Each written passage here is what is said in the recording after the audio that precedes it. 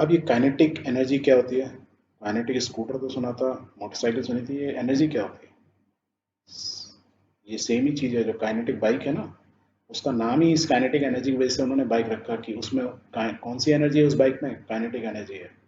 Let's see, तब आप relate कर पाओगे कि बाइक का नाम काइनेटिक क्यों पड़ा। एक्सपेरिमेंट करते हैं। साइंस में क्या ना, एक्टिविटी करोगे ना, जितना एक्सपेरिमेंट करोगे उतना अच्छा, उतना ज़्यादा आप इजीली समझोगे चीज़ों को। और ऐसे ही समझना चाहिए, हाँ? रटने की जरूरत नहीं है। तो ये सैंड है, सी बीच पे आप खड़े हो, राइट? वहाँ बहुत सारा रेत है। आपने क्या किया, एक बॉल ली, उस बॉल को 25 सेंटीमीटर उठाया और उसको छोड़ दिया। छोड़ोगे तो क्या होगा, देखो, बॉल गिरेगी और रेत में घुस जाएगी। सो हम कहेंगे करीब आधी बॉल घुस गई इसमें, ऐसे कह सकते हैं। फिर आपने क्या किया कि सेम बॉल को लिया इस बार और 25 सेंटीमीटर उठाया, दैट मीन्स इस बार आप इसको double height, that means 50 centimetre height से सेम बॉल को आप दोबारा इसको छोड़ोगे। तो क्या इन दोनों छोड़ने में, जब मैंने इसको 25 से छोड़ा और जब मैं इसको दुगनी हाइट से छोड़ रहा हूँ, तो कुछ ऑब्जर्वेशन होगा आपका? बता सकते हो यदि मैं छोड़ूंगा तो क्या होगा रेत में? ये ऐसी इतनी डेप्थ तक रहेगी या कुछ ज़्यादा अंदर घुस जाएगी? Let's see. यदि मैं ऐसे जितनी हाइट से छोड़ूंगा, तो देखो, इस बार तो ये अंदर ही घुस गई, गड्ढा बना दिया इसने पूरा। इसलिए जब ऊपर सेट आते हैं ना, स्पेस से कॉमेट्स गिरते हैं, तो थोड़ा बड़ा कॉमेट आ गया तो पूरा धरती को खत्म कर देता है, क्योंकि इसमें इतनी ज़्यादा एनर्जी होती है। और ये जो एनर्जी हो रही है, ये एनर्जी इसमें बॉल में आई कहाँ थी? अच्छी खासी पड़ी हुई थी, आपने उठाया, इसमें हमने बोला क्यों आपने उठाया? Against gravity. That means you have done some work. 25 centimetre लगे, जब आपने छोड़ दिया तो इसमें एनर्जी आ गई और ये चलने लगी। ज़्यादा हाइट पे ले गए तो अब इसमें ज़्यादा एनर्जी आ गई। क्लियर? एक एग्जांपल और ले लें समझने के लिए। ये एक टेबल है, राइट? इसमें एक पुली लगी हुई है। आप क्या करते हो, एक काट बनाते हो ट्रॉली, राइट? बड़ी अच्छी सी ट्रॉली बनाई, 4 व्हील्स हैं उसके अंदर। आपने इसको एक थ्रेड से कनेक्ट किया और यहाँ एक पैन रखा, उसमें एक वेट रख लिया। बट अभी आपने इसको छोड़ा नहीं है, पकड़ के रखा हुआ है। छोड़ दोगे तो क्या होगा, भाग जाएगी। क्यों भागेगी? क्योंकि ये थ्रेड क्या हुआ, ये वेट नीचे जाना चाहेगा। ऐसी तो होगा, होगा ही नहीं होगा। पर इसको करने से पहले एक काम करते हैं हम, यहाँ पे हम एक छोटी सी ना बुक रख देते हैं, ठीक है? और ये बुक रखते हैं। अब बुक रखने के बाद अब मैं क्या करता हूँ, अपना हाथ हटाता हूँ, ठीक है? अब बुक को थोड़ा मार्क भी कर लें, मालूम तो चलेगा कि कितनी दूर तक गई, तो हमने मार्किंग कर ली। And let's remove your hand. The moment I will remove my hand, तो ट्रॉली आएगी, इसको हिट करेगी, तो ये मेरी बुक आ गई। कितना आ गया ये? Let's mark. So there is a displacement in this. So this is the distance और डिस्प्लेसमेंट। तो आई विल से ये इस ट्रॉली की वजह से, ये ट्रॉली क्यों गई नीचे? क्योंकि इसमें फोर्स लगा। फोर्स क्यों लगा इस पे? एफ डायरेक्शन में स्मॉल फोर्स मान लो लगा, तो वो क्यों लगा? ये जो इस जो मास है उसकी वजह से ग्रेविटी ने इसको नीचे खींचा। भाई, इस ग्रेविटी ने इसको नीचे खींचा और इसने क्या किया, इस थ्रेड को खींचा, वो थ्रेड इस ट्रॉली के थ्रू था और उसने इसको खींचा। एज अ रिजल्ट मेरी ट्रॉली चली। यहाँ तो कोई कंफ्यूजन नहीं, क्योंकि मेरी जब ट्रॉली चली तो स्पीड पकड़ी और उसने आके इसको धक्का मारा। इसने इसको धक्का मारा means the same force is applied on this book. As a result मेरी बुक क्या हुई, इनिशियल पोजीशन से एज डिस्प्लेसमेंट मूव कर गई। That means force into displacement means इस ट्रॉली ने इस बुक पर कुछ काम किया, राइट? और हम वैल्यू निकाल सकते हैं, मास m है तो mg फोर्स लगेगा। अब इसको थोड़ा, इसी चीज को हम अब क्या करते हैं, देखो ध्यान से देखो, इस बार मैंने क्या किया, बड़ा मास रख दिया। पिछली बार देखो क्या था, ये छोटा मास था। हमने चुपचाप इसमें अब एक काम किया किया, बड़ा मास रख दिया और एग्जैक्टली सेम एक्सपेरिमेंट किया। सेम बुक है मेरी, सेम ट्रॉली है, मैंने पकड़ा हुआ है। और मैं जैसे ही इसको रिलीज करूंगा तो क्या होगा, ये स्लो जाएगी कि फास्ट जाएगी? You are right, it will move fast. क्यों? क्योंकि इस बार मास जो है कैपिटल एम है, ज़्यादा है, बड़ा। तो ग्रेविटी की वजह से क्या होगा, ज़्यादा फोर्स लगेगा।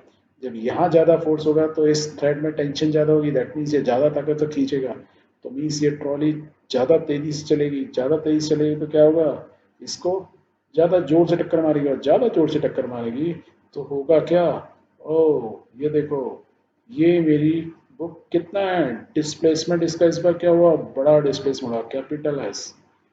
दैट मीन्स मैंने जो इधर फोर्स लगाया, वो इस बार क्या हुआ, मैंने ज़्यादा फोर्स लगाया। वो कितना फोर्स है, एम जी के बराबर। So I can say work done, इस केस के अंदर क्या हुआ, फोर्स लगा इस ऑब्जेक्ट के ऊपर जिसका डिस्प्लेसमेंट उसी डायरेक्शन में हुआ, एस, तो I can say work done on this object. Second case के अंदर I can write F into S, capital F into capital S. Capital F की वैल्यू क्या होगी, is equal to m g, I can write this way. Whereas इसका मतलब जो मैंने पहला एक्सपेरिमेंट किया था जब ये मास कम था, तो आई कैन से द सेकंड केस में, क्योंकि इसका डिस्प्लेसमेंट ज़्यादा हुआ, मेरा वर्क डन ज़्यादा होगा। क्यों ज़्यादा होगा, एक तो मास भी ज़्यादा हो गया, डिस्प्लेसमेंट ज़्यादा होगा, वर्क डन ज़्यादा हो गया, राइट। वर्क डन इसलिए हुआ क्योंकि मेरा डिस्प्लेसमेंट पिछले केस से ज़्यादा है, और दूसरा मेरा फोर्स भी ज़्यादा है, क्योंकि मास मैंने ज़्यादा रख दिया, इसलिए फोर्स भी ज़्यादा लगाया तो डिस्प्लेसमेंट ज़्यादा होगा। क्लियर है? जब यहाँ तक क्लियर है, तो इससे हम इस दोनों एक्सपेरिमेंट से हमको क्या समझ में आया, हमको ये समझ में आया अ moving object can do work. खाली हम ही नहीं कर सकते, जो भी कोई चलती हुई चीज़ है वो भी कुछ काम कर सकती है। ये ट्रॉली देखो, हमने कुछ नहीं किया, ये ट्रॉली बस छोड़ा था हमने, इस ट्रॉली को रिलीज किया था, रिलीज करने से ट्रॉली चलने लगी। जब ये ट्रॉली चली तो इसने कुछ काम किया, क्या काम किया, इस बुक को यहाँ से यहाँ पे डिस्प्लेस किया। सेम वे में हमने ये बॉल पड़ी हुई थी, हमने इसको उठा के यहाँ लिया है, उसके बाद हमने इसको छोड़ दिया तो ये नीचे गिरी। सो we can say a moving object can do work, वो भी काम कर सकते हैं। So an object moving faster can do more work, हमने यही देखा था। इसमें ज़्यादा तेज चली तो ज़्यादा, ये देखो इसमें भी ये था, ऊपर से जब नीचे गिरेगी क्या होगा, ज़्यादा स्पीड पकड़ लेगी, ज़्यादा स्पीड पकड़ी ज़्यादा अंदर घुस गई। दैट मीन्स इस बॉल ने ज़्यादा अंदर काम किया, ज़्यादा स्पीड पकड़ी। Faster the speed the more work, same trolley के इसमें ज़्यादा फोर्स लगा तो ज़्यादा स्पीड पकड़ी, ज़्यादा काम किया। Then on an identical object moving relative velocity means हम बोलते हैं यदि मैं ज़्यादा फास्ट करूँगा I can do more work, यदि कोई स्लो काम करेगा, ठीक है, कोई सेम चीज़, जब मैं यदि मैं ही खुद ही अपने को लूँ, जब मैं फास्ट काम करता हूँ, जब मैं फास्ट मूव करता हूँ आई कैन डू मोर वर्क, जब मैं स्लो चलता हूँ तो I can do lace work. ये सिंपल डेफिनेशन साइंस की है, और ये एक्चुअल में भी ऐसे होता है। सो हमने इस दोनों केस के अंदर जब बॉल को हमने ऊपर ले गए तो हमने किस पे काम किया, किस पे काम किया, बॉल पर। उसके बाद बॉल के अंदर एनर्जी आ गई, एनर्जी आ गई तो ऑब्जेक्ट में, ऑब्जेक्ट ही उसमें we say object possess energy. Same case में इसमें बुक में आ गई थी, बुक यहाँ पड़ी हुई थी, इसने इसको धक्का मारा, बुक चलने लगी, बुक क्यों चलने लगी, उसमें भी एनर्जी आ गई, वो चलने लगी इसको। Clear? So object in motion possess energy. दूसरा, ये ट्रॉली जितनी तेज चली उतनी ज़्यादा एनर्जी आई। तो हम ये कह सकते हैं कि जब भी ऑब्जेक्ट चलता है तो उसमें क्या होता है, एनर्जी होती है। कोई कार तेज चल रही है या कार चल रही है तो हम बोलते हैं ना, नहीं सामने मत आ जाना नहीं तो मर जाओगे, एक्सीडेंट हो जाएगा। और यदि कार बहुत एकदम स्पोर्ट्स कार है, बहुत तेज है, उसके सामने आके खड़े हो सकते हो, नहीं। स्लो होगी तो खड़े, एक बार खड़े भी हो जाओगे। ज़्यादा तेज होगी तो नहीं होगी, क्यों, क्योंकि उसमें जितनी तेज उतनी ज़्यादा एनर्जी, मीन्स वो उतना ज़्यादा काम करेगी, मीन्स आपको मार के उतनी दूर तक ले जाएगी उड़ा के। क्लियर है? ओके, जब ये क्लियर है तो ऐसी एनर्जी जो स्पीड की वजह से आती है उसको क्या बोलते हैं, काइनेटिक एनर्जी। अब ये क्लियर हुआ कि बाइक के अंदर, मेरी बाइक इतना तेज चलती है उसके अंदर काइनेटिक एनर्जी बहुत ज़्यादा होती है, इसलिए नाम बाइक का मैंने क्या रखा, काइनेटिक। सो दैट जो साइंस के स्टूडेंट हैं उनको समझ में आ गया कि भैया इसका नाम ही काइनेटिक है, इसका मीन्स इसके अंदर वेलोसिटी बहुत होती है, चलाओगे बहुत फास्ट चलेगी, कहने का मतलब इनडायरेक्टली ये हो गया। Okay, jokes apart, so we can say the kinetic energy of an object increases with its speed, जितनी ज़्यादा तेज चलेगी उसमें उतनी ज़्यादा एनर्जी होगी। क्लियर? कार से याद रखो, हाईवे पे यदि कार या कोई ट्रक स्लो चल रहा है तो उसमें बोलेंगे उसकी एनर्जी अभी कम है। यदि तेज चल रही होगी तो रोकना भी उतना डिफिकल्ट होगा या उतना वो डैमेज करेगा, क्यों, उसमें उतनी ज़्यादा एनर्जी आएगी। वो कौन सी एनर्जी आएगी, due to speed, that is called kinetic energy. Clear? Very good. So ये तो समझ गए काइनेटिक एनर्जी क्या होती है, कि ऑब्जेक्ट जो भी चल रहा होता है उसमें काइनेटिक एनर्जी होती है, जितना ज़्यादा स्पीड उतनी ज़्यादा काइनेटिक एनर्जी। ठीक है? बट इस काइनेटिक एनर्जी को यदि किसी ऑब्जेक्ट की पता लगानी है तो उसको इक्वेशन फॉर्म या मैथमेटिकल फॉर्मूला होता क्या है, वो कैसे पता लगाते हैं कि कितनी काइनेटिक एनर्जी है जिसकी वी वेलोसिटी है। तो let's generate the formula of kinetic energy और the equation for the kinetic energy. Consider an object of mass m. Suppose you have a body जिसका mass m है. Suppose it is a car जिसका mass m है. And suppose it is moving with a uniform velocity u. बिल्कुल एकदम uniform velocity से बिना change हुए आराम से मस्ती से कार चल रही है जिसका मास m है। लेट्स मेक अ रोड जिस पे ये कार है जिसका मास m है, वो इनिशियल वेलोसिटी से चल रही है, कोई प्रॉब्लम नहीं है। अब आप अपने पापा के साथ बैठे हैं, आपने कहा पापा थोड़ा तेज चलाओ, वो गाड़ी आ गया, निकल गई हमसे। तो पापा क्या करते हैं, एक्सीलेटर पे पैर रखते हैं, पैर रखेंगे जैसे एक्सीलेटर पे, मीन्स एक्सलेशन दिया, एस्केलेशन मतलब क्या हुआ, किसी मास में एस्केलेशन मीन्स उसमें फोर्स लगा। दैट मीन्स पापा ने आपके क्या किया, उस पर फोर्स लगाया, पुश किया कार को through with the support of engine. Engine कैसे चला, पेट्रोल, आपने एक्सीलरेटर लगाया तो पेट्रोल गया और इंजन स्पीड पकड़ ली। स्पीड पकड़ी मीन्स फोर्स लग गया कार पे। अब क्या हुआ, कार आपकी तेज स्पीड पकड़ लेगी, राइट। और आपने ये जो फोर्स है ना, एक पर्टिकुलर डिस्टेंस तक लगाया, मीन्स आपके पापा ने जब तक उस कार को ना पीछे नहीं छोड़ दिया दूसरी वाली कार को, तब तक आपके फादर एक्सीलेटर पे पैर दबाए रखे, मीन्स एस्केलेशन कंटिन्यूस था, इसकी स्पीड आपकी यू वेलोसिटी से बढ़ती ही जा रही थी।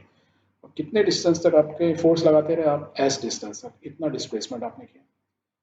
और जब आपने फाइनल पोजीशन में पहुंच गए, तब आपने देखा कि आपकी वेलोसिटी कितनी हो गई थी, तब वेलोसिटी वी हो गई। सपोज आप 80 किलोमीटर पे चल रहे थे इनिशियली, आपने एक्सीलेटर लगाया, दैट मीन्स फोर्स फोर्स लगाया, तो आपकी फाइनल वेलोसिटी एज डिस्टेंस बाद 100 मीटर चलने के बाद आपकी वेलोसिटी से 80 से 100 किलोमीटर पर आओगे, ऐसे बोल सकते हैं।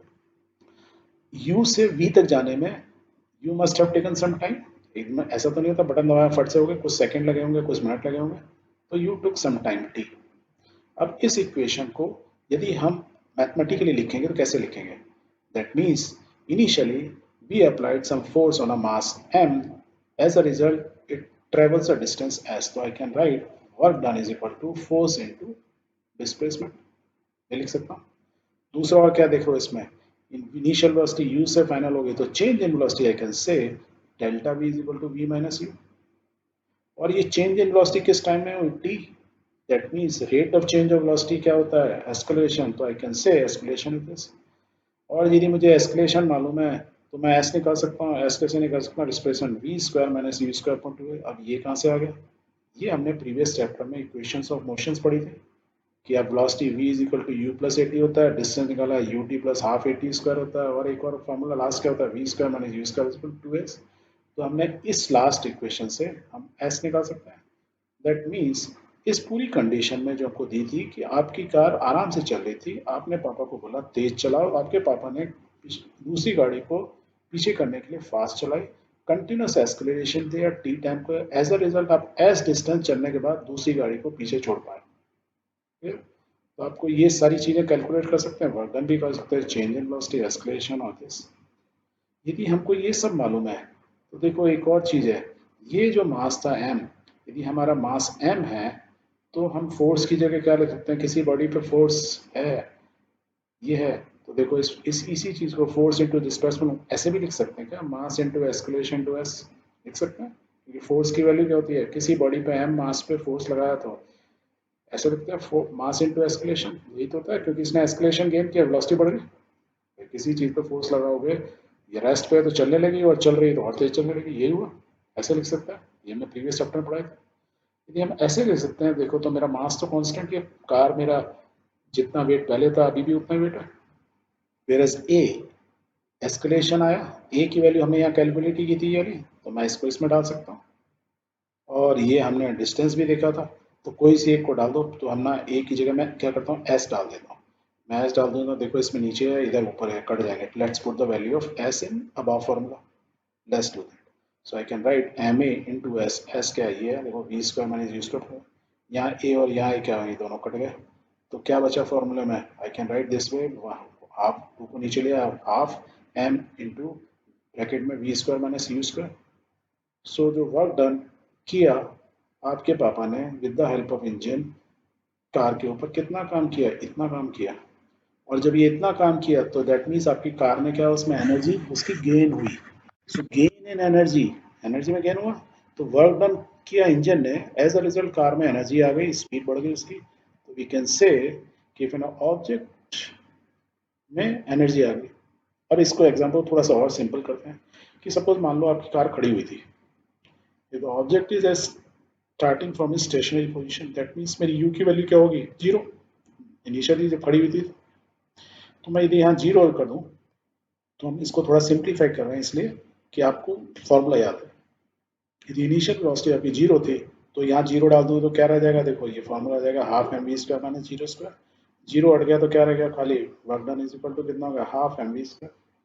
दैट मीन्स यदि आपकी कार खड़ी होती और उस समय आप स्टार्ट करके स्पीड पकड़ते, वी वेलोसिटी तक लाते टी टाइम के अंदर, राइट, तो हम कह सकते थे कि आपने कितना वर्क डन किया, आपके इंजन ने कितना वर्क डन किया कार के ऊपर, हाफ एम वी स्क्वायर।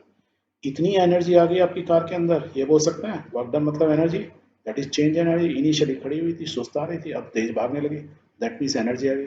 क्योंकि हमने बोला था जितनी ज़्यादा एनर्जी, जितनी ज़्यादा स्पीड उतनी ज़्यादा एनर्जी। इनिशियली खड़ी हुई थी zero, that means energy zero, अब स्पीड पकड़ ली, एनर्जी आ गई, that is change in energy. And this change in energy, जो फॉर्मूला आया, तो वर्क डन की जगह मैं क्या लिख सकता हूँ, इसको चेंज एनर्जी का बोलते हैं काइनेटिक एनर्जी, क्योंकि इस एनर्जी की वजह से क्या हुआ, वेलोसिटी बढ़ती है। एंड रिप्रेजेंट करते हैं काइनेटिक एनर्जी को ई के से, या के ई लिख देते हैं, राइट। और वो वैल्यू मैं ये लिख सकता हूँ half m b square. So this is the formula of kinetic energy, and we read the kinetic energy possessed by an object of mass m moving with a velocity v is always given by this formula। यदि आपसे simple term में पूछें कि एक object जिसका मास m है और वो v वेलोसिटी से चल रहा है, मतलब रोड पर यदि आप खड़े हैं, आप देख रहे हैं एक ट्रक जा रहा है या कार जा रही है जिसका मास m है, और वो आप यदि मेजर कर लेते हैं v वेलोसिटी से जा रहा है, तो you can measure the kinetic energy of that vehicle, right. तो फॉर्मूला क्या होता है, half multiply by mass into velocity का स्क्वायर। तो काइनेटिक एनर्जी हमेशा याद रखो formula. So we have found out the equation by which we can calculate kinetic energy of any object if we know the mass and velocity, clear।